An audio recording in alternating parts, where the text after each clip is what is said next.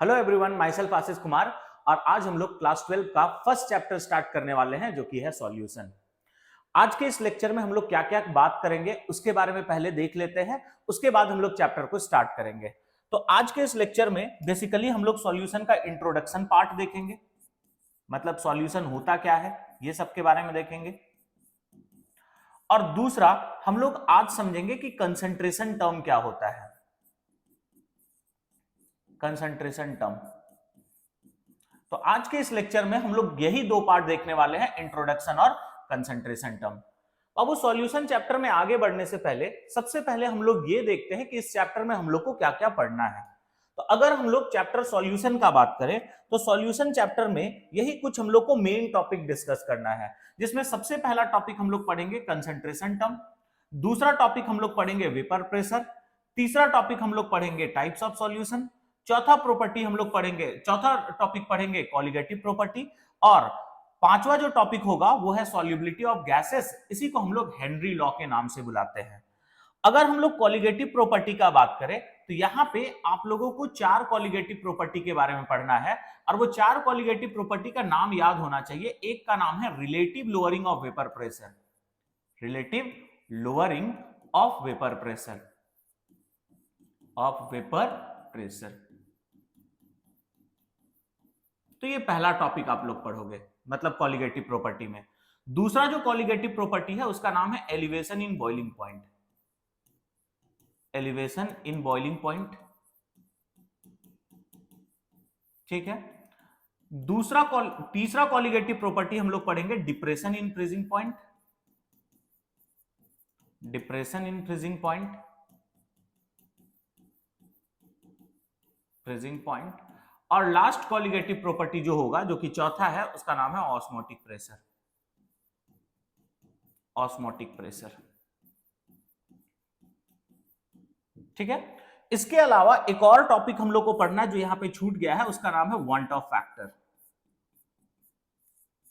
Want of factor. Want of factor हम लोग colligative property के साथ में ही पढ़ेंगे, ठीक है। तो हम लोग को यही कुछ मेजर टॉपिक इस चैप्टर में पढ़ना है। कौन कौन सा? Concentration term, vapour pressure, types of solution, colligative property, solubility of gases या फिर इसी को हेनरी लॉ कहते हैं, ठीक है। और एक और टॉपिक है want of factor. Colligative property चार तरह का होता है, relative lowering of vapour pressure, elevation in boiling point, depression in freezing point और ऑस्मोटिक प्रेशर।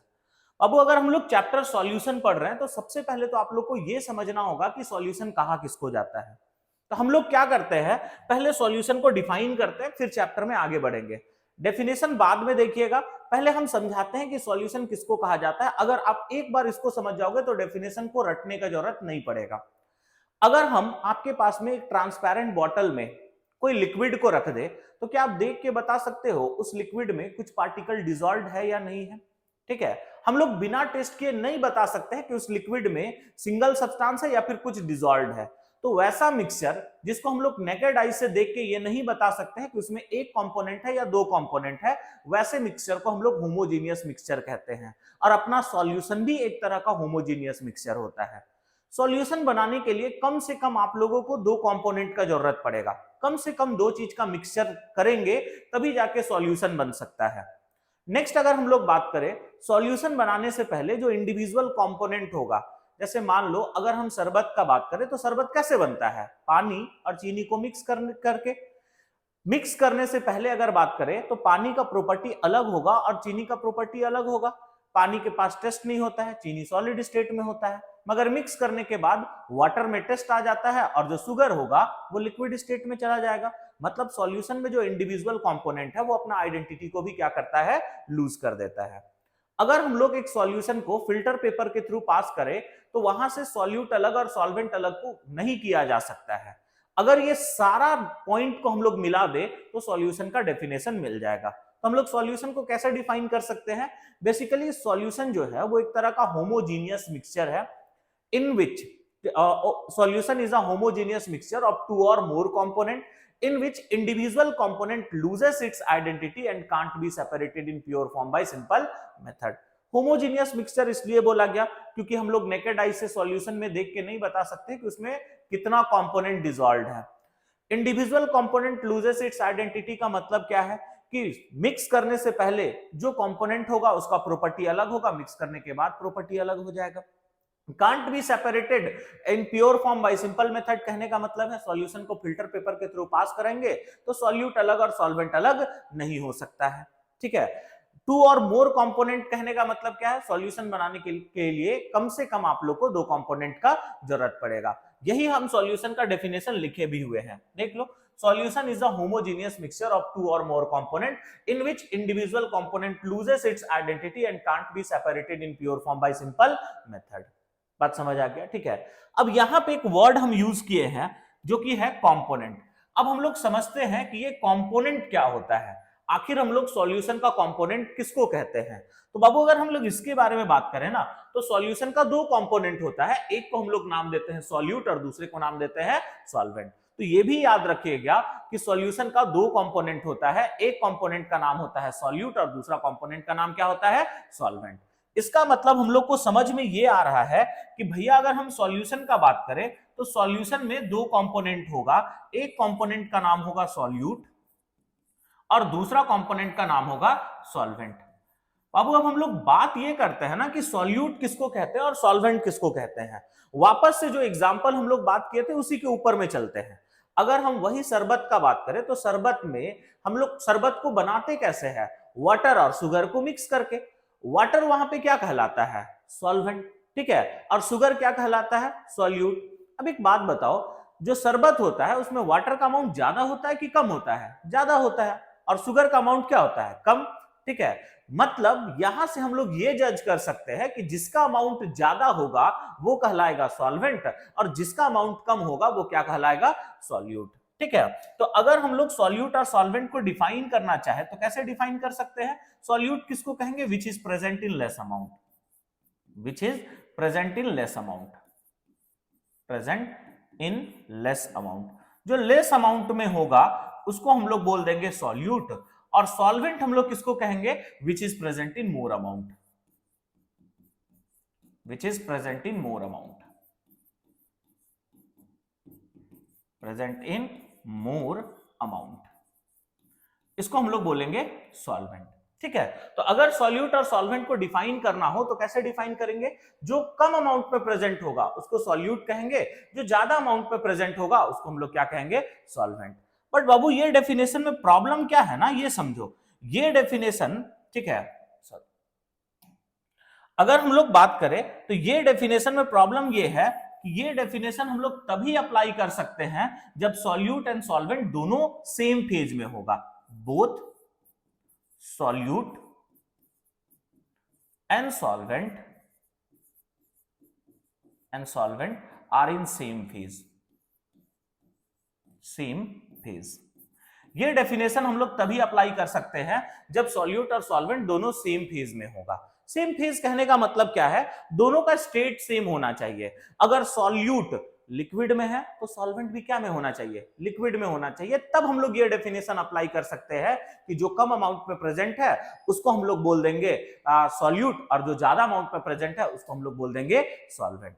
अब सवाल ये होगा कि भैया अगर दोनों का फेज अलग अलग हो तब हम लोग क्या करेंगे, उस केस में सॉल्यूट और सॉल्वेंट को हम लोग मिक्स करेंगे और मिक्स करने के बाद सॉल्यूशन का फेज देखेंगे कि सॉल्यूशन किस स्टेट में है।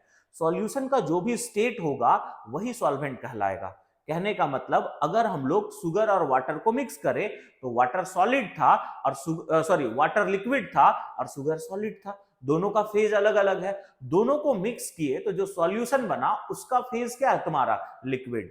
तो जो भी लिक्विड फेज में प्रेजेंट होगा वही सॉल्वेंट कहलाएगा।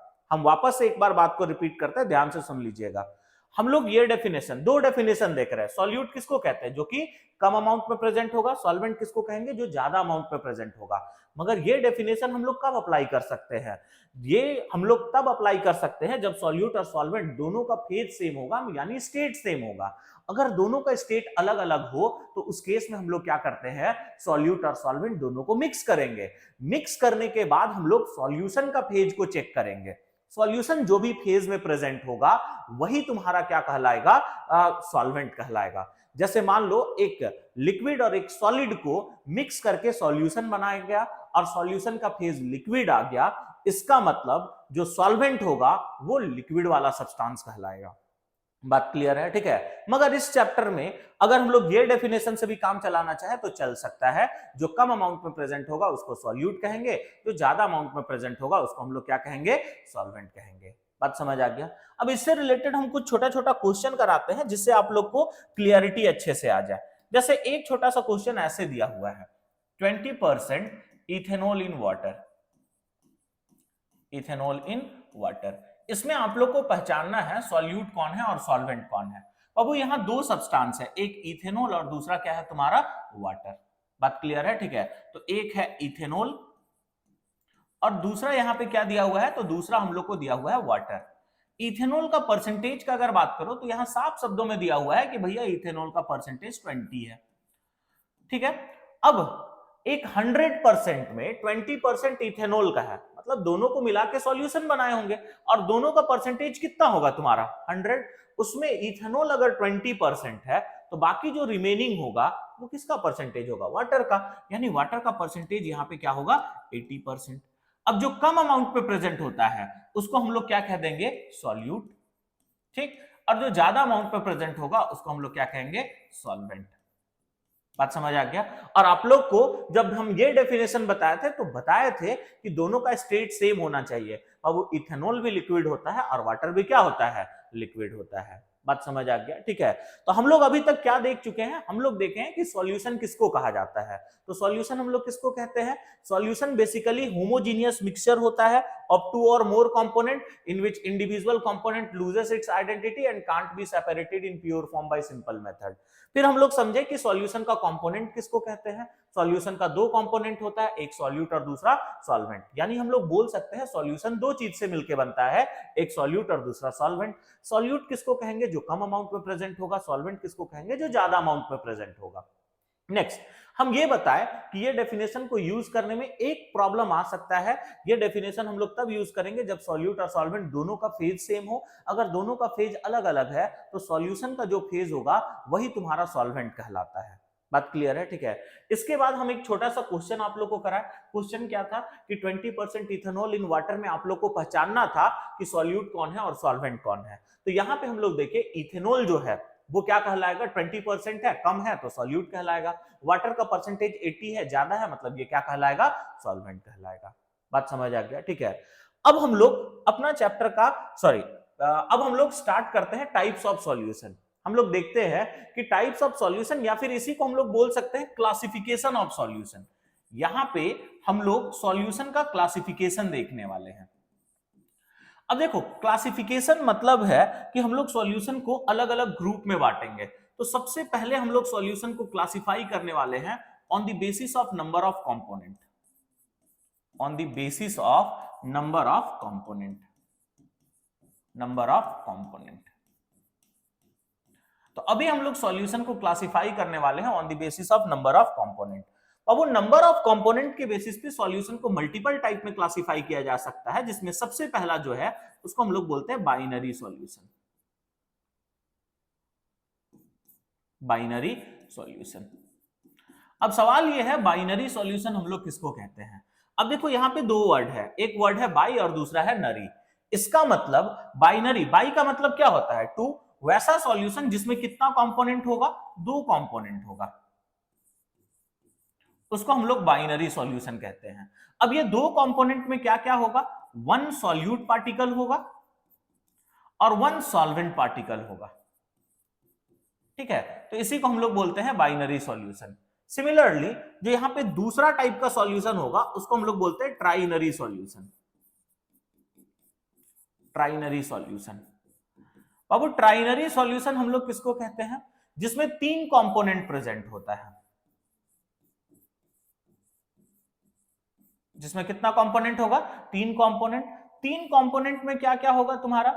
एक होगा तुम्हारा सॉल्वेंट, एक होगा सॉल्वेंट और दो होगा सॉल्यूट। ये बात याद रखना बाबू, कंपोनेंट का नंबर अगर बढ़ेगा ना तो सॉल्वेंट फिक्स रहेगा, सॉल्वेंट एक ही रहता है, सॉल्यूट का नंबर इंक्रीज करता है। तीसरा जो टाइप का यहां पे सॉल्यूशन होगा उसको हम लोग बोलेंगे क्वाटरनरी सॉल्यूशन। Quaternary solution. अगर हम क्वार्टरनरी सॉल्यूशन का बात करें तो क्वार्टरनरी सॉल्यूशन हम लोग किसको कहेंगे, जिसमें 4 कंपोनेंट होगा। अब आप लोग बताना 4 कंपोनेंट में क्या होगा। अभी हम बताए थे 4 कंपोनेंट में एक कंपोनेंट सॉल्वेंट का होगा और बाकी जो होगा बचा हुआ 3 कंपोनेंट वो किसका होगा, सॉल्यूट का। तो नंबर ऑफ कंपोनेंट के बेसिस पे सॉल्यूशन को हम लोग इस तरह से क्लासिफाई कर सकते हैं। अगर हम लोग इस चैप्टर के लिए बात करें ना, तो इस चैप्टर में हम लोग को सिर्फ और सिर्फ बाइनरी सॉल्यूशन के बारे में पढ़ना है। इस चैप्टर में सिर्फ हम लोग किसके बारे में डिस्कस करेंगे, बाइनरी सॉल्यूशन के बारे में। नेक्स्ट बेसिस जिसपे हम लोग सॉल्यूशन को क्लासिफाई कर सकते हैं वो है on the basis of concentration. Next हम लोग सॉल्यूशन को क्लासिफाई करने वाले हैं वो है क्या तुम्हारा, on the basis of concentration. Basis of concentration. अब अगर कंसंट्रेशन के बेसिस पे बात किया जाए ना, तो कंसंट्रेशन के बेसिस पे सॉल्यूशन जो है वो 2 तरह का होता है। एक को हम लोग बोलते हैं कंसंट्रेटेड सॉल्यूशन और दूसरा को हम लोग बोलते हैं डाइल्यूटेड सॉल्यूशन। डाइल्यूटेड सॉल्यूशन तो 2 तरह का होता है, एक कंसंट्रेटेड सॉल्यूशन और दूसरा है तुम्हारा डाइल्यूटेड सॉल्यूशन। अगर हम कंसंट्रेटेड सॉल्यूशन का बात करें तो कंसंट्रेटेड सॉल्यूशन हम लोग किसको कहते हैं, जिसमें सॉल्यूट एक्सेस अमाउंट में प्रेजेंट होगा या फिर ज्यादा अमाउंट में प्रेजेंट होगा। Solute is present in excess amount. Excess amount या फिर आप लोग बोल सकते हो ज्यादा अमाउंट में प्रेजेंट होगा। डाइल्यूटेड का अगर बात किया जाए तो डाइल्यूटेड हम लोग किसको कहेंगे, जिसमें सॉल्यूट जो होगा वो लेस अमाउंट में होगा। Solute is present in less amount. ठीक है, तो this was all about classification of solution. तो सॉल्यूशन को सबसे पहले हम लोग on the basis of number of component classify किए। इसमें बाइनरी, ट्राइनरी और क्वार्टरनरी हुआ। बाइनरी यानी 2 कंपोनेंट, ट्राइनरी मतलब 3 कंपोनेंट, क्वार्टरनरी मतलब 4 कंपोनेंट। और कंपोनेंट का ब्रेकडाउन भी बताया। सॉल्वेंट हमेशा एक होगा, सॉल्यूट का नंबर इंक्रीज करता है, ट्राइनरी, क्वार्टरनरी। उसी तरह से 5 कंपोनेंट होता तो पेंटानरी बोल देते। नेक्स्ट हम लोग देखें कि on the basis of concentration, concentration के बेसिस पे 2 तरह का होगा, कंसंट्रेटेड और दूसरा डाइल्यूटेड। कंसंट्रेटेड किसको कहेंगे, जिसमें सॉल्यूट एक्सेस अमाउंट में प्रेजेंट होगा। डाइल्यूटेड किसको कहेंगे, जिसमें सॉल्यूट लेस अमाउंट में प्रेजेंट होगा। बात क्लियर है, ठीक है। अब हम लोग finally, this was all about introduction of solution. अभी तक हम लोग यही देखे हैं सॉल्यूशन कहाँ किसको जाता है, सॉल्यूशन का कंपोनेंट क्या होता है, सॉल्यूशन को क्लासिफाई कैसे कर सकते हैं। अब हम लोग चैप्टर का पहला टॉपिक में एंटर करेंगे और जैसे कि हम इंट्रोडक्शन में ही बताए थे, अपना पहला टॉपिक क्या है तुम्हारा, कंसंट्रेशन टर्म। सबसे पहले हम लोग ये समझते हैं कि कंसंट्रेशन टर्म होता क्या है। जैसे अगर आप लोग से हम सवाल पूछे कि कोई भी सॉल्यूशन में अगर आपसे सॉल्यूट का अमाउंट को एक्सप्रेस करने के लिए बोला जाए तो कैसे एक्सप्रेस कर सकते हो। तुम बोल सकते हो कि 100 ml का सॉल्यूशन में 5 ml सॉल्यूट का प्रेजेंट है, तो ये 5 ml जो किए वो सॉल्यूट को एक्सप्रेस कर रहे हो इनसाइड द सॉल्यूशन। या फिर बोल सकते हो 1 kg सॉल्वेंट में 5 मोल सॉल्यूट का डिसॉल्व कर सकते हैं।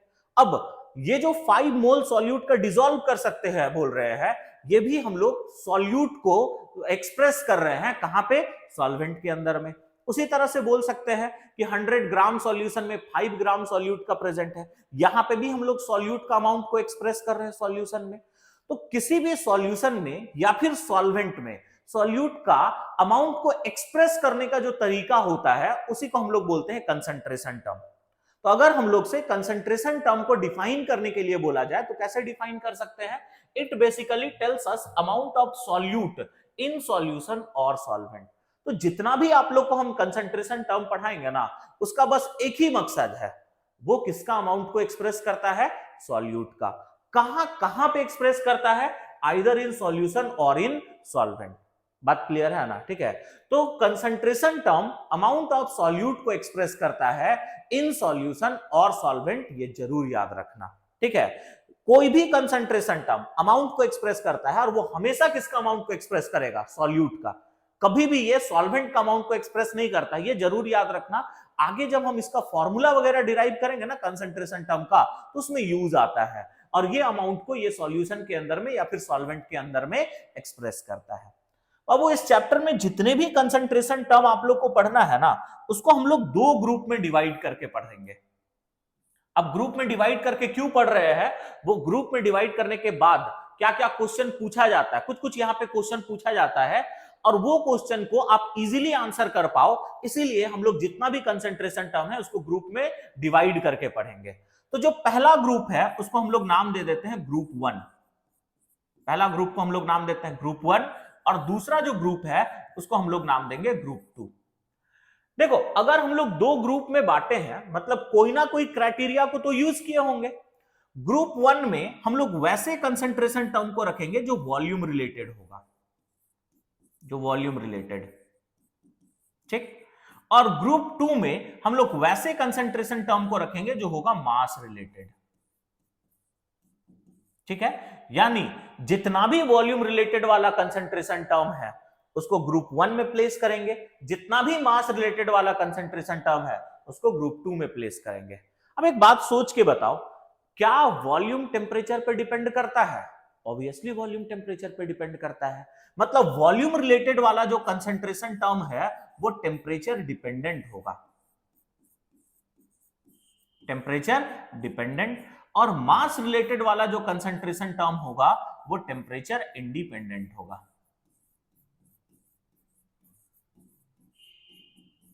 बोलो, बात समझ में आ गया? ठीक है। तो ग्रुप 1 में हम लोग वैसे कंसंट्रेशन टर्म को रखेंगे जो वॉल्यूम से रिलेट करेगा और ग्रुप 2 में वैसे कंसंट्रेशन टर्म को रखेंगे जो मास से रिलेट करेगा। ग्रुप 1 वाला वॉल्यूम रिलेटेड वाला कंसंट्रेशन टर्म टेम्परेचर डिपेंडेंट होगा, जबकि मास रिलेटेड वाला कंसंट्रेशन टर्म टेम्परेचर इंडिपेंडेंट होगा। अब हम लोग देखते हैं कि ग्रुप 1 में कौन कौन सा कंसंट्रेशन टर्म है। सबसे पहला जो कंसंट्रेशन टर्म ग्रुप 1 में आप लोग को पढ़ना है उसका नाम है percentage volume by volume. Percentage volume by volume, पहला कंसंट्रेशन टर्म ये पढ़ना है। दूसरा कंसंट्रेशन टर्म ग्रुप 1 का है percentage weight by volume, percentage weight by volume. Next, तीसरा कंसंट्रेशन टर्म यहां पे पढ़ना है मोलैरिटी, मोलैरिटी। और चौथा कंसंट्रेशन टर्म ग्रुप 1 का है नॉर्मैलिटी। तो ये चार कंसंट्रेशन टर्म को हम लोग ग्रुप 1 में प्लेस किए हैं। ये चारों कंसंट्रेशन टर्म वॉल्यूम रिलेटेड होगा और टेम्परेचर डिपेंडेंट होगा। बात क्लियर हुआ? ठीक है। अब हम मास रिलेटेड वाला कंसंट्रेशन टर्म का बात करते हैं। मास रिलेटेड वाला पहला जो कंसंट्रेशन टर्म है उसका नाम है percentage weight by volume, sorry percentage weight by weight. इसको मास बाय मास भी बोला जाता है, आप लोग लिख लेना। दूसरा कंसंट्रेशन टर्म है मोलैलिटी। देख, इसमें कंफ्यूज मत करो, ये मोलैरिटी है और ये क्या है तुम्हारा मोलैलिटी। ग्रुप 2 का तीसरा कंसंट्रेशन टर्म का नाम है मोल फ्रैक्शन, मोल फ्रैक्शन, ये थर्ड कंसंट्रेशन टर्म है। और फोर्थ कंसंट्रेशन टर्म का नाम है पीपीएम। फुल फॉर्म का बात करोगे तो इसका फुल फॉर्म होता है पार्ट्स पर मिलियन। बात समझ आ गया? ठीक है। तो ये 8 कंसंट्रेशन टर्म हम लोग को पढ़ना है और ये 8 कंसंट्रेशन टर्म को हम दो ग्रुप में डिवाइड कर दिए। ठीक है।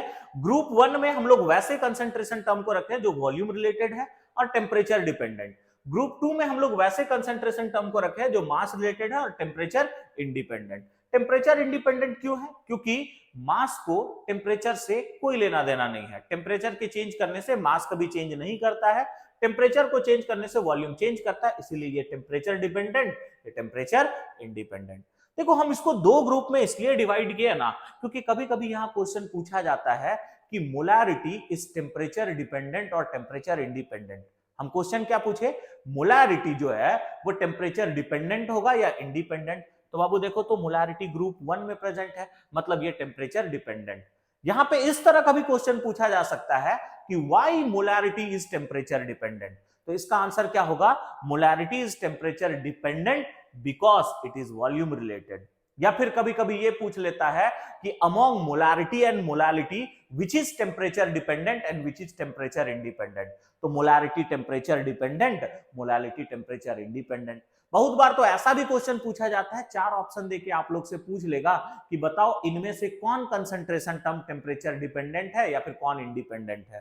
ठीक है, तो ग्रुप 1 वाला है तो टेम्परेचर डिपेंडेंट होगा और ग्रुप 2 वाला है तो टेम्परेचर इंडिपेंडेंट होगा। नेक्स्ट अब हम लोग यहाँ पे क्या बात करते हैं, अब जब हम आप लोग को डेफिनेशन बताए थे तो बोले ये अमाउंट ऑफ सॉल्यूट को बताता है, कहां पे, इन सॉल्यूशन और सॉल्वेंट। बात समझ आ गया, ठीक है। अब अगर ये अमाउंट ऑफ सॉल्यूट को सॉल्यूशन या फिर सॉल्वेंट में बताता है तो हम लोग को यहाँ पे टोटल 8 कंसंट्रेशन टर्म दिखाई दे रहा है। ये भी हम लोग को समझना होगा कि कौन कंसंट्रेशन टर्म अमाउंट को सॉल्यूशन में बताएगा और कौन कंसंट्रेशन टर्म अमाउंट को सॉल्वेंट में बताएगा। तो ये बात याद रखना, यहाँ पे टोटल 8 कंसंट्रेशन टर्म है, 4 ग्रुप 1 में और 4 ग्रुप 2 में। 8 में से 7 concentration term amount of solute को सॉल्यूशन में एक्सप्रेस करता है। 8 में से 7 concentration term amount of solute को कहां पे एक्सप्रेस करता है, सॉल्यूशन में। बच गया एक जो कि है मोलालिटी। ठीक है, ये इकलौता कंसंट्रेशन टर्म है जो कि अमाउंट ऑफ सॉल्यूट को कहां पे एक्सप्रेस करता है, सॉल्वेंट में। बस याद रखना, 8 में से 7 concentration term amount of solute को सॉल्यूशन में एक्सप्रेस करता है। एक यहां पे इकलौता एक्सेप्शन है जो कि है तुम्हारा मोलालिटी, जो अमाउंट ऑफ सॉल्यूट को कहां पे एक्सप्रेस करता है, सॉल्वेंट में। नेक्स्ट पॉइंट, अगर हम लोग ग्रुप 1 का कंसंट्रेशन टर्म को ग्रुप 2 में चेंज करना चाहे तो चेंज कर सकते हैं कि नहीं कर सकते, पहला सवाल यह है, आप लोग सोचो।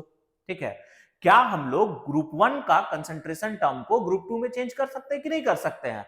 ऑब्वियसली कर सकते हैं। ठीक है, अगर हम लोग को ग्रुप 1 का को ग्रुप 2 में चेंज करना होगा तो क्या करना होगा, ये वॉल्यूम से रिलेटेड है, ये मास से, मतलब वॉल्यूम को किस में बदलना होगा, मास में।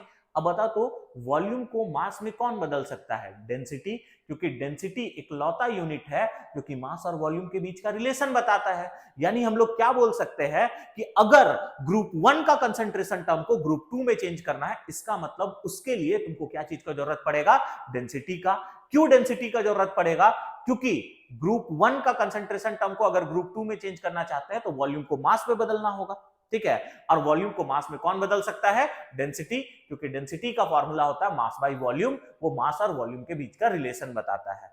वाइस वर्सा होगा बाबू, अगर ग्रुप 2 का ग्रुप 1 में बदलना चाहते हैं तब भी तुमको क्या चीज का रिक्वायरमेंट होगा, डेंसिटी का। दो इंपॉर्टेंट पॉइंट बोले हैं, आप लोग उसको अपने नोट्स कॉपी में मेंशन कर लेना। जितने भी कंसंट्रेशन टर्म है except molality expresses amount of solute in solution, molality expresses amount of solute in solvent. If you want to change group 1 concentration term into group 2 और group 2 into group 1, इसके लिए हम लोग को सॉल्यूशन का क्या चीज का जरूरत पड़ेगा, डेंसिटी का। बात समझ में आ गया, ठीक है। अब हम लोग क्या करते हैं, एक एक करके कुछ कंसंट्रेशन टर्म को आज के लेक्चर में डिस्कस करते हैं, क्योंकि 8 कंसंट्रेशन टर्म को एक ही लेक्चर में डिस्कस करना तो पॉसिबल नहीं है। ठीक है, तो आज हम लोग कोशिश करेंगे कम से कम एक आध दो कंसंट्रेशन टर्म को डिस्कस कर ले। सबसे पहला जो कंसंट्रेशन टर्म है वो है परसेंटेज वॉल्यूम बाय वॉल्यूम। अब देखो परसेंटेज वॉल्यूम बाय वॉल्यूम होता क्या है, कोई भी परसेंटेज को हम लोग 100 में डिफाइन करते हैं, ये तो क्लियर है। अब सुनो इसका डेफिनेशन क्या होता है, किसी भी गिवन 100 ml सॉल्यूशन में सॉल्यूट का जो भी वॉल्यूम होता है उसी को परसेंटेज वॉल्यूम बाय वॉल्यूम कहते हैं। अगर 100 ml के सॉल्यूशन में 5 ml सॉल्यूट का प्रेजेंट है, मतलब परसेंटेज वॉल्यूम बाय वॉल्यूम जो होगा वो 5% होगा। अगर 100 ml के सॉल्यूशन में सॉल्यूट का 10 ml प्रेजेंट है, मतलब परसेंटेज वॉल्यूम बाय वॉल्यूम कितना परसेंट होगा, 10% होगा। तो अगर हम लोग बात करें परसेंटेज वॉल्यूम बाय वॉल्यूम के बारे में तो डेफिनेशन समझ में आ गया, इसका रिप्रेजेंटेशन भी देखो ताकि दिक्कत ना हो। शॉर्ट फॉर्म में इसको हम लोग किससे रिप्रेजेंट करते हैं, परसेंटेज V बाय V से रिप्रेजेंट करते हैं। बात क्लियर है, ठीक है। एक और तरह से इसको हम लोग शॉर्ट फॉर्म में रिप्रेजेंट कर सकते हैं, इसको ऐसे भी लिखा जा सकता है, परसेंटेज बाय वॉल्यूम। तो इस तरह से भी कभी कभी आप लोग को रिप्रेजेंटेशन दिख सकता है, तो थोड़ा ध्यान रखिएगा। या तो इसको शॉर्ट फॉर्म में परसेंटेज V बाय V बोला जाता है या फिर परसेंटेज बाय वॉल्यूम बोलते हैं। अब हम इसका डेफिनेशन लिखने वाले हैं, ठीक है। तुम लोग भी बताना, हम अब भी बताए थे इसका डेफिनेशन क्या था। इट इज डिफाइंड एज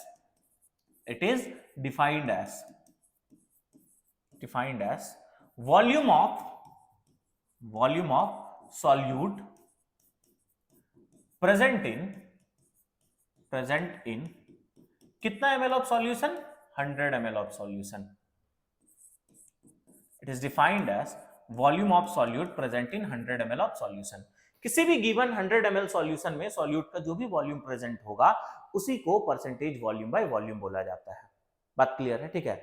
अब अगर हम percentage volume by volume calculate करने का फॉर्मूला का बात करें बाबू, अगर हम लोग percentage volume by volume calculate करने का फॉर्मूला का बात कर ले, तो percentage volume by volume calculate करने का क्या फॉर्मूला होगा, ये देखो।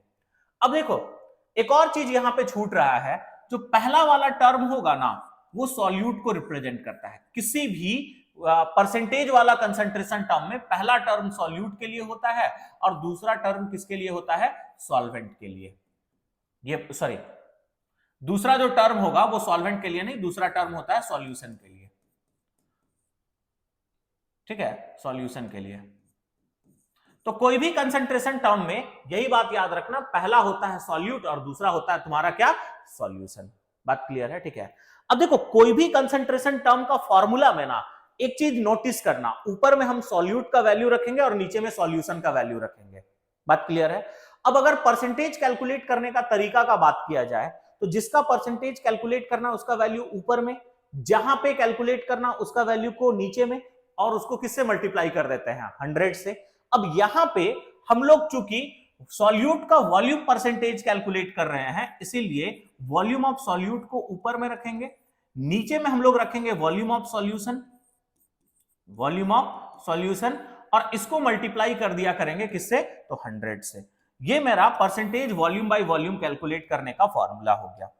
क्या है, volume of solute divided by volume of solution into 100। अब कभी कभी क्वेश्चन में ना आप लोग को डायरेक्टली वॉल्यूम ऑफ सॉल्यूशन नहीं दिया हुआ रहता है, तो अगर कभी भी वॉल्यूम ऑफ सॉल्यूशन निकालना है, तो वॉल्यूम ऑफ सॉल्यूशन निकालने का फॉर्मूला है volume of solute plus volume of solvent. तो ये बात याद रखना, अगर हम लोग को वॉल्यूम ऑफ सॉल्यूशन निकालना है, नहीं दिया हुआ है, तो इसके लिए हम लोग फॉर्मूला क्या यूज करेंगे, volume of solute plus volume of solvent. तो परसेंटेज वॉल्यूम बाय वॉल्यूम किसको कहते हैं, किसी भी गिवन 100 ml सॉल्यूशन में सॉल्यूट का जो भी वॉल्यूम होगा उसी को परसेंटेज वॉल्यूम बाय वॉल्यूम कहेंगे। जैसे एग्जांपल क्या बताएं, 100 ml में अगर 20 ml सॉल्यूट का प्रेजेंट है, मतलब परसेंटेज वॉल्यूम बाय वॉल्यूम 20% होगा। फॉर्मूला क्या है, ऊपर में वॉल्यूम ऑफ सॉल्यूट रखेंगे, नीचे में वॉल्यूम ऑफ सॉल्यूशन, इसको किससे मल्टीप्लाई करेंगे, 100 से। वॉल्यूम ऑफ सॉल्यूशन अगर कैलकुलेट करना है तो सॉल्यूट और सॉल्वेंट का वॉल्यूम को ऐड कर दे तो सॉल्यूशन का वॉल्यूम मिल जाएगा। अच्छा एक और चीज यहां पे ध्यान रखना कि ये तुम्हारा कौन सा यूनिट में होना चाहिए, ml में, और ये भी कौन सा यूनिट में होना चाहिए, ml में। बात क्लियर है? ठीक है। अब हम लोग क्या करते हैं ना, इससे रिलेटेड कुछ कुछ क्वेश्चंस को देख लेते हैं, ताकि आपका परसेंटेज वॉल्यूम बाय वॉल्यूम वाला जो टर्म है वो पूरा अच्छा क्लियर हो जाए। ठीक है, तो हम लोग क्या करते हैं, सबसे पहला जो क्वेश्चन देखने वाले हैं वो क्या है, ये देखो, 25 ml of solute is dissolved in 125 ml of water, then find out percentage volume by volume of solute in solution। Question क्या बोला, आराम से देखो। क्वेश्चन हमसे बोला है कि अगर 25 ml ऑफ सॉल्यूट को 125 ml ऑफ वाटर में डिसॉल्व करेंगे तो उस सॉल्यूशन में percentage volume by volume of solute कितना होगा। तो यहाँ पे दो डाटा दिया हुआ है, एक 25 ml ऑफ सॉल्यूट, मतलब हमको यहाँ पे डायरेक्टली वॉल्यूम ऑफ सॉल्यूट दिया हुआ है जो कि कितना ml है बाबू, 25 ml है। आगे अगर हम बढ़े तो बोला है 125 ml ऑफ वाटर में उसको डिसॉल्व कर रहे हैं। तो ये 125 ml ऑफ वाटर ना सॉल्यूशन का वॉल्यूम नहीं है, ये सॉल्वेंट का वॉल्यूम है। वॉल्यूम ऑफ सॉल्वेंट दिया हुआ है जो कि कितना है, 125 ml, और हमसे कैलकुलेट क्या करने बोल रहा है, तो कैलकुलेट करने बोल रहा है परसेंटेज वॉल्यूम बाय वॉल्यूम। अगर हम लोग को percentage volume by volume calculate करना है तो इसके लिए फॉर्मूला क्या होता है, इसके लिए फॉर्मूला है volume of solute divided by volume of solution, और इसको हम लोग किससे मल्टीप्लाई करेंगे, 100 से। अब जो आप लोग का गिवन वैल्यू है ना, उसमें देखो कि किसका किसका वैल्यू दिया हुआ है।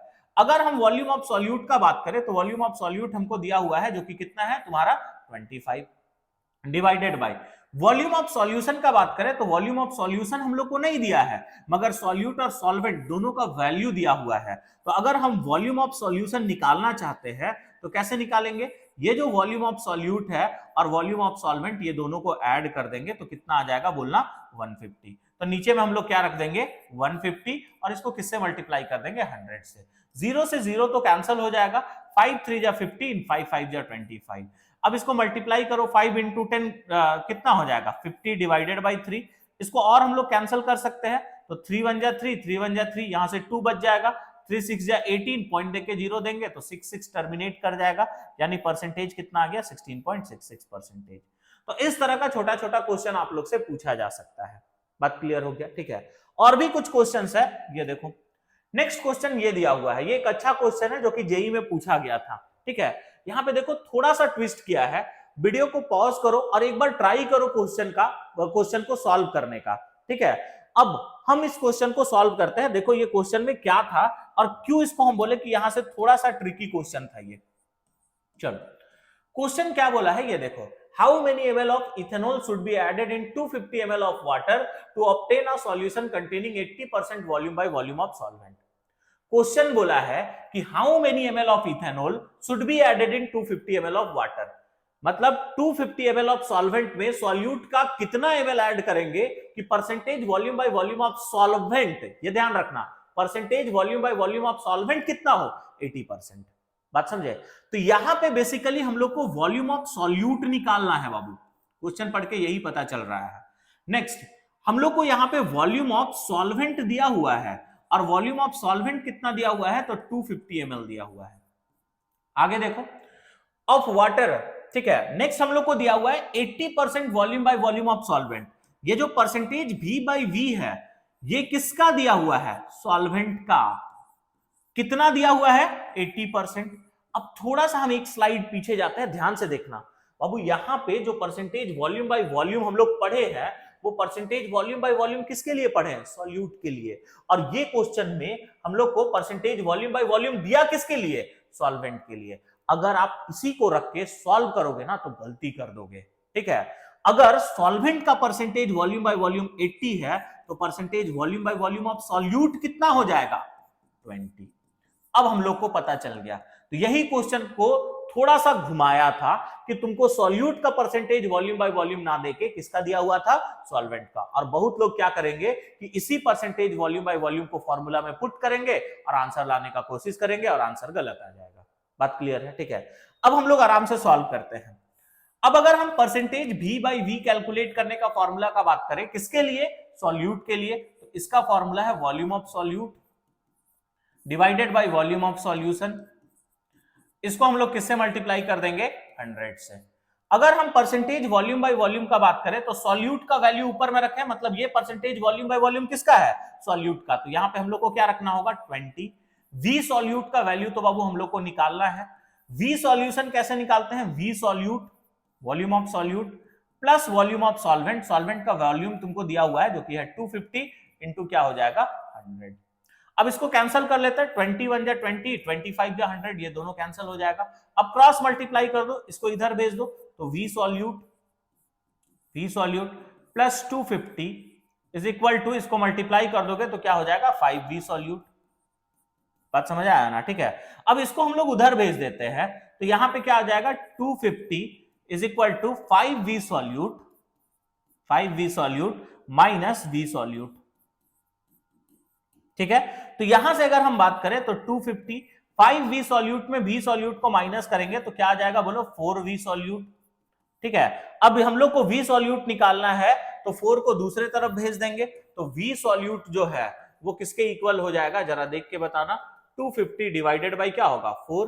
ठीक है, तो 4 6 जा 24, यहां पे तुम्हारा कितना आ जाएगा, 1, 4 2 जा 8। ठीक है, 2 बच जाएगा तो पॉइंट देके 0 देंगे, 4 5 जा 20, यानी कितना आ गया, 62.5, और यूनिट यहां पे क्या लिख लेंगे, ml। तो इस क्वेश्चन का आंसर ये होगा। अच्छा, अगर आप लोग 80% भी लेके बनाना चाहो ना तो बना सकते हो। ठीक है, बस थोड़ा सा डिफरेंस क्या करना होगा ना, यहां वॉल्यूम ऑफ सॉल्यूट की जगह वॉल्यूम ऑफ सॉल्वेंट रखना होगा। हम क्या बोले, ऐसा नहीं है कि ये 80% को यूज करके आप क्वेश्चन को सॉल्व नहीं कर सकते हो, कर सकते हो, बस वॉल्यूम ऑफ सॉल्यूट मत रखना, इसके जगह वॉल्यूम ऑफ सॉल्वेंट रखना। मतलब जिसका परसेंटेज दिया हुआ रहेगा उसी का वॉल्यूम को ऊपर में रखते हैं। बात क्लियर हो गया? ठीक है, तो ये एक अच्छा क्वेश्चन था जो कि परसेंटेज वॉल्यूम बाय वॉल्यूम के ऊपर में पूछा गया था। देखो वैसे सच अगर बात करें तो परसेंटेज वॉल्यूम बाय वॉल्यूम से डायरेक्ट क्वेश्चन नहीं आता है, मगर इसका एप्लीकेशन पार्ट से कुछ क्वेश्चन आप लोग को पूछा जा सकता है। यानी इसका एप्लीकेशन पार्ट होता है किसी क्वेश्चन को सॉल्व करने में या फिर डाटा देने में। अगर कहीं पे ऐसे दिया हुआ है 20% volume by volume of solute, तो यहां से आप किसका वैल्यू निकाल सकते हो। यहां पे 3 चीज निकाला जा सकता है। पहला तो वॉल्यूम ऑफ सॉल्यूट निकाल सकते हो, दूसरा निकाल सकते हो वॉल्यूम ऑफ सॉल्यूशन, और ये दोनों पता है ना, तो आप वॉल्यूम ऑफ सॉल्वेंट निकाल सकते हो। ठीक है, अब कैसे निकालेंगे इसको आराम से सुनो। तो परसेंटेज वॉल्यूम बाय वॉल्यूम का डेफिनेशन हम क्या बताए थे, 100 ml में सॉल्यूट का जो वॉल्यूम होता है उसी को परसेंटेज वॉल्यूम बाय वॉल्यूम कहते हैं। अगर इसका परसेंटेज वॉल्यूम बाय वॉल्यूम 20% है, मतलब 100 ml सॉल्यूशन में, ये क्या बोल रहा है, 100 ml सॉल्यूशन में सॉल्यूट का कितना ml प्रेजेंट होगा, 20 ml। अब अगर वॉल्यूम ऑफ सॉल्वेंट निकालना है तो हम क्या करेंगे, वॉल्यूम ऑफ सॉल्यूशन में वॉल्यूम ऑफ सॉल्यूट को माइनस करेंगे, तो 100 माइनस 20 दैट इज कितना ml हो जाएगा, 80 ml। तो कभी कभी इस तरह से परसेंटेज वॉल्यूम बाय वॉल्यूम को अलग अलग क्वेश्चन में डाटा देने के लिए यूज कर सकता है।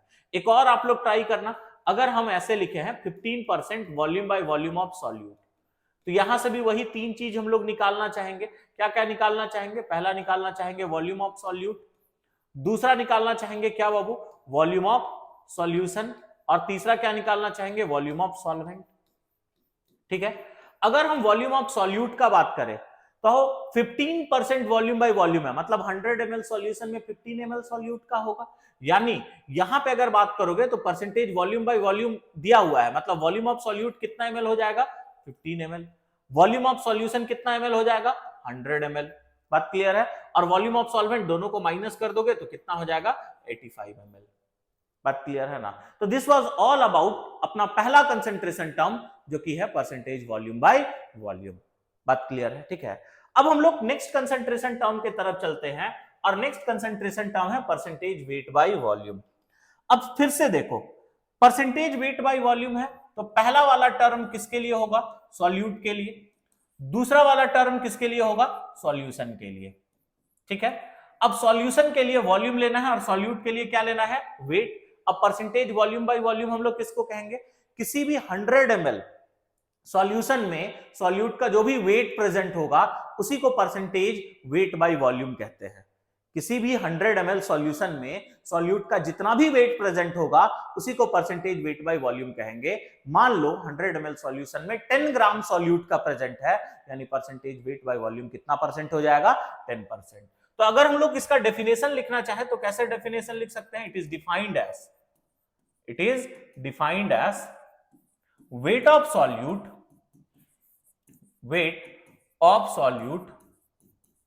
प्रेजेंट इन कितना ml of solution, 100 ml of solution. तो ये इसका डेफिनेशन हो गया। अब अगर परसेंटेज वॉल्यूम बाय वॉल्यूम आप लोग अच्छे से समझे होगे ना, तो इसका फॉर्मूला निकालने में दिक्कत नहीं होगा। अब फिर से कोई भी कंसंट्रेशन टर्म में ऊपर में किसका वैल्यू रखते हैं, सॉल्यूट, नीचे में किसका वैल्यू रखते हैं, सॉल्यूशन। अब सॉल्यूट का क्या रखना है और सॉल्यूशन का क्या रखना है वो तुमको पता चल जाएगा, किससे, तो वो पता चल जाता है डेफिनेशन वगैरह से। तो देखो, सॉल्यूट के लिए वेट रखना है, मतलब ऊपर में जो सॉल्यूट होगा वो वेट होगा, वेट ऑफ सॉल्यूट रखेंगे। नीचे में सॉल्यूशन रखना है, और सॉल्यूशन के लिए ये बोल रहा है वॉल्यूम रखना है, वॉल्यूम ऑफ सॉल्यूशन। और चूंकि परसेंटेज निकालना है तो इसका रेशियो को किससे मल्टीप्लाई कर देंगे, 100 से। यही मेरा percentage weight by volume calculate करने का फॉर्मूला हो जाएगा। बात क्लियर है, wait of solute by volume of solution into 100। बात क्लियर हुआ ना, ठीक है। अब हम लोग क्या करते हैं फिर से, ठीक है, परसेंटेज वॉल्यूम बाय वॉल्यूम के तरह ही इससे भी रिलेटेड कुछ छोटा छोटा क्वेश्चन देख लेते हैं, फिर हम लोग आगे बढ़ेंगे। जैसे अपना पहला क्वेश्चन क्या दिया हुआ है, 30 gram of urea is present in 500 ml of solution, find out percentage weight by volume of resulting solution. आसान सा क्वेश्चन है बाबू, फॉर्मूला बेस्ड है, आप लोग वीडियो को पॉज करके ट्राई करना, बाकी अगर नहीं बने तो हम इसका सॉल्यूशन यहां पे कर दे रहे हैं। देखो दिया हुआ है क्या, 30 gram of urea is present in 500 ml of solution, यानी वेट ऑफ सॉल्यूट आप लोग को दिया हुआ है, कितना दिया हुआ है, तो 30 ग्राम दिया हुआ है। आगे अगर हम बात करें तो नेक्स्ट हमको वॉल्यूम ऑफ सॉल्यूशन भी दिया हुआ है। अब वॉल्यूम ऑफ सॉल्यूशन का बात करोगे तो कितना दे रखा है, 500 ml। और तुमसे पूछा क्या है, तो तुमसे पूछा है परसेंटेज वेट बाय वॉल्यूम, यही पूछा है ना। अगर percentage weight by volume calculate करना है तो इसके लिए सिंपल साधारण फॉर्मूला हम लोग को पता है, ऊपर में वेट ऑफ सॉल्यूट रखेंगे, नीचे में वॉल्यूम ऑफ सॉल्यूशन को रखेंगे, और इसको किससे मल्टीप्लाई कर दिया करेंगे, 100 से। बात क्लियर है ना, ठीक है। अगर हम वेट ऑफ सॉल्यूट का बात करें, ठीक, percentage weight by volume is equal to weight of solute 30 दिया हुआ है, वॉल्यूम ऑफ सॉल्यूशन 500 दिया हुआ है, इंटू 100, 0 से 0 उड़ा, 5 6 जा 30, यानी परसेंटेज कितना आ गया, 6% आ गया। फिर से अगर हम बात करें तो परसेंटेज वेट बाय वॉल्यूम से वैसा डायरेक्ट क्वेश्चन नहीं आता है, मगर इसका एप्लीकेशन पार्ट कभी कभी पूछा जाता है। जैसे वॉल्यूम बाय वॉल्यूम वाला हम बताए थे ना, उसी तरह से वेट बाय वॉल्यूम में भी पूछा जाता है। लेट सपोज अगर आप लोग को ऐसे दिया हुआ है 30% wait by volume of solute, तो इसका मतलब क्या समझोगे? देखो इसका मतलब सिंपल साधारण क्या है, ये देखो 30% wait by volume of solute, मतलब यहां पे हम लोग क्या क्या निकाल सकते हैं, वेट ऑफ सॉल्यूट निकाल सकते हैं, क्योंकि पहला तुम्हारा सॉल्यूट के लिए होता है, दूसरा सॉल्यूशन के लिए, मतलब यहां से वॉल्यूम ऑफ सॉल्यूशन निकाला जा सकता है। ये दो डाटा निकाल सकते हैं, ठीक। अब वेट ऑफ सॉल्यूट का वैल्यू कितना होगा, तो परसेंटेज वेट बाय वॉल्यूम क्या कहता है, 100 ml सॉल्यूशन में सॉल्यूट का जो वेट होता है उसी को परसेंटेज वेट बाय वॉल्यूम कहते हैं। और परसेंटेज वेट बाय वॉल्यूम 30% क्या इंडिकेट कर रहा है कि सॉल्यूट का 30 ग्राम प्रेजेंट होगा कितना ml ऑफ सॉल्यूशन में, 100 ml ऑफ सॉल्यूशन में। मान लो अगर कोई क्वेश्चन में ऐसे दिया हुआ है, ठीक है, अगर हम लोग बात कर लेते हैं जस्ट, ठीक है, 25% wait by volume of urea. अब यहां पे सॉल्यूट ना लिख के यूरिया लिख दिया है, यूरिया भी यहां पे एक तरह का क्या होगा, सॉल्यूट। तो यहां पे भी आप लोग दो चीज निकाल सकते हो, पहला वेट ऑफ सॉल्यूट और दूसरा वॉल्यूम ऑफ क्या निकाल सकते हो, सॉल्यूशन। अब वो वेट ऑफ सॉल्यूट यहां पे कितना हो जाएगा, तो 25 ग्राम हो जाएगा, और वॉल्यूम ऑफ सॉल्यूशन का बात करोगे तो कितना हो जाएगा, 100 ml हो जाएगा। बात क्लियर हुआ ना, ठीक है। सॉल्यूट या फिर बोल सकते हो वेट ऑफ यूरिया बोल सकते हो। तो यही वजह से हम बोल रहे थे कि डेफिनेशन पे कंसंट्रेट करना, क्योंकि कभी कभी इन सब से तुमको कुछ कुछ अच्छा क्वेश्चन पूछा जाता है। बात क्लियर है, ठीक है। अब हम लोग जो भी टॉपिक अभी तक पढ़े हैं उसमें प्रीवियस ईयर नीट या फिर जेई में कैसा क्वेश्चन पूछा है और आप लोग का बोर्ड में कैसा क्वेश्चन पूछता है, उसको जल्दी जल्दी 2 मिनट में डिस्कस कर लेते हैं, ठीक है। जैसे अपना पहला क्वेश्चन ये नीट 2017 में पूछा गया था। क्वेश्चन क्या है, which of the following concentration term is temperature dependent. अब वो हम लोग पहले ही देखे थे, दो ग्रुप में डिवाइड किए थे, ग्रुप 1 और ग्रुप 2। ग्रुप 1 में जितना भी कंसंट्रेशन टर्म था वो टेम्परेचर डिपेंडेंट था। तो ग्रुप 1 का कंसंट्रेशन टर्म को याद करो, volume by volume, wait by volume, molarity और नॉर्मेलिटी। देखो मोलालिटी दिया हुआ है, मोलालिटी ग्रुप 2 का है जो कि टेम्परेचर इंडिपेंडेंट होगा। मोलारिटी ग्रुप 1 वॉल्यूम रिलेटेड और टेम्परेचर डिपेंडेंट, मतलब इसका आंसर कौन सा हो जाएगा, बी हो जाएगा। दिखाई नहीं दे रहा है, कलर चेंज कर लेते हैं। इसका आंसर फिर से नहीं चेंज हुआ, ठीक है। इसका आंसर कौन सा हो जाएगा, बी हो जाएगा। मोल फ्रैक्शन ग्रुप 2 का है बाबू। वेट परसेंटेज यानी परसेंटेज वेट बाय वेट का बात कर रहा है, ये भी तुम्हारा ग्रुप 2 का है। देखो कितना आसान सा क्वेश्चन पूछा गया था। नेक्स्ट, इस टाइप का क्वेश्चन आप लोग को स्कूल का एग्जामिनेशन में पूछा जा सकता है, क्योंकि अगर आप लोग क्लास 12 के बच्चे हो तो आप लोग को नीट जेई के लिए भी प्रिपेयर करना है, स्कूल के एग्जाम के लिए भी प्रिपेयर करना है, ठीक है। तो ये क्वेश्चन पूछा गया है, why molarity changes with change in temperature but molality does not changes with change in temperature, ठीक है। तो पूछा है कि मोलारिटी टेम्परेचर के चेंज करने से क्यों चेंज कर जाता है, जबकि मोलालिटी टेम्परेचर के चेंज करने से चेंज नहीं करता है। तो इसका सिंपल सा आंसर क्या होगा, it is because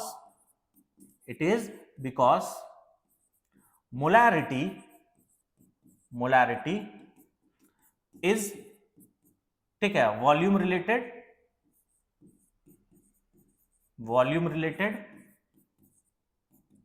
and molality is mass related.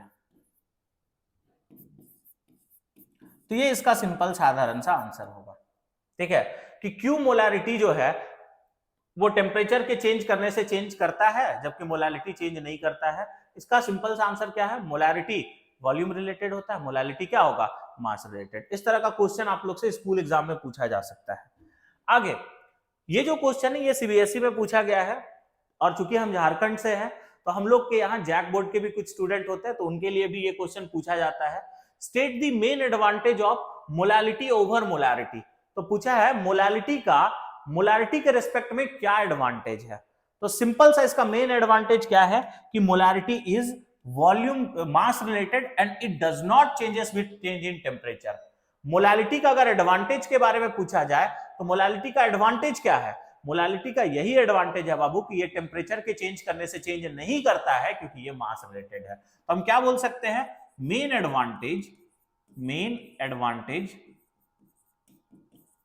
Advantage of molality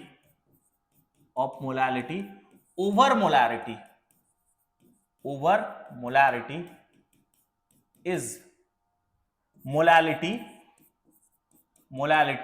does not changes with change in temperature,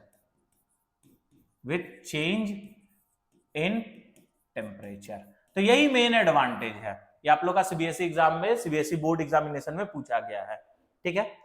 अब कभी कभी ना असर्शन रीजन टाइप का भी क्वेश्चन पूछा जाता है, जैसे ये असर्शन रीजन टाइप का क्वेश्चन है, तो जल्दी से इसका आंसर बताओ। असर्शन रीजन आप लोग अगर क्लास 12 में हो तो अभी तक असर्शन रीजन फेस कर ही चुके होंगे, और जो भी सीबीएसई के स्टूडेंट हो बाबू तुम्हारे लिए 5 असर्शन रीजन पूछा जाता है एमसीक्यू में, तो इस तरह का भी क्वेश्चन को हर एक टॉपिक में फोकस करते चलना होगा, ठीक है। क्वेश्चन क्या है, 2 स्टेटमेंट है, एक असर्शन का और एक रीजन का, और 4 ऑप्शन देता है। पहला ऑप्शन बोलता है कि अगर असर्शन रीजन दोनों सही है और रीजन जो है वो असर्शन को करेक्ट एक्सप्लेन कर रहा है। दूसरा ऑप्शन में रहता है असर्शन और रीजन करेक्ट है, मगर रीजन जो है वो असर्शन का करेक्ट एक्सप्लेनेशन नहीं होगा। तीसरा और चौथा जो ऑप्शन होगा उसमें असर्शन करेक्ट होगा, रीजन गलत होगा। चौथा स्टेटमेंट में ये हो सकता है कि असर्शन इनकरेक्ट होगा और रीजन करेक्ट होगा, ठीक है। तो हम लोग स्टेटमेंट पढ़ते हैं। Molarity of a solution changes with change in temperature, बिल्कुल सही बात है, मोलारिटी टेम्परेचर के चेंज करने से चेंज करता है। फिर बोला है molarity is colligative property, molarity बोल रहा है कॉलिगेटिव प्रॉपर्टी। बाबू मोलारिटी कॉलिगेटिव प्रॉपर्टी है ही नहीं, हम शुरू में ही बता दिए कि मोलारिटी कंसंट्रेशन टर्म है, कॉलिगेटिव प्रॉपर्टी में 4 था, relative lowering of vapour pressure, elevation in boiling point, depression in freezing point और ऑस्मोटिक प्रेशर। तो यहाँ पे असर्शन सही है, रीजन गलत है, तो इसका आंसर क्या होगा, सी ऑप्शन हो जाएगा, A is correct and R is क्या, इनकरेक्ट। तो आज हम लोग अपना पहला लेक्चर सॉल्यूशन का यहीं पे एंड करते हैं। होप आप लोग को लेक्चर अच्छे से समझ में आया होगा, और अगर किसी टॉपिक आप लोग को कहीं पे दिक्कत हुआ होगा तो आप लोग कमेंट कर सकते हो। नेक्स्ट लेक्चर जब सॉल्यूशन का आएगा तो रिकैप में हम लोग उसको एक बार डिस्कस कर लेंगे, जो भी आपका प्रॉब्लम है। अगर आप लोग चैनल में नए हो तो चैनल को सब्सक्राइब करो, ठीक है, जिससे हमको थोड़ा ग्रो करने में हेल्प मिलेगा। हम लोग मिलते हैं नेक्स्ट लेक्चर में, तब तक के लिए थैंक यू, पढ़ते रहिए।